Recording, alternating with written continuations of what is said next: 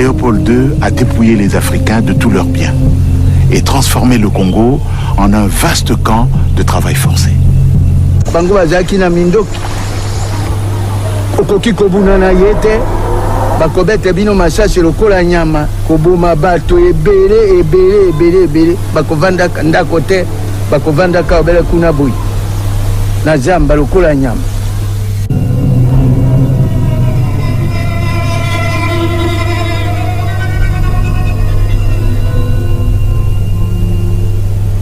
Maboko ana ukata awa oyo bakata kliboso ukata maboko awa bongo bitumba oyo ba mindele ba memaka na bino bobundaki na bango to obunda mindele zo makasi wapi makasi uti bali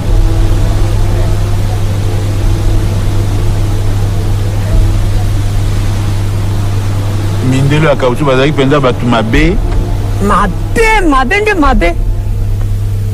elutaki koluta mabe kokoto na zamba bokoti na zamba te bokubika wapi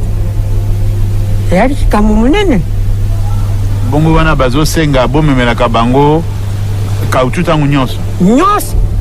kautu tomonaki mpasi mpenza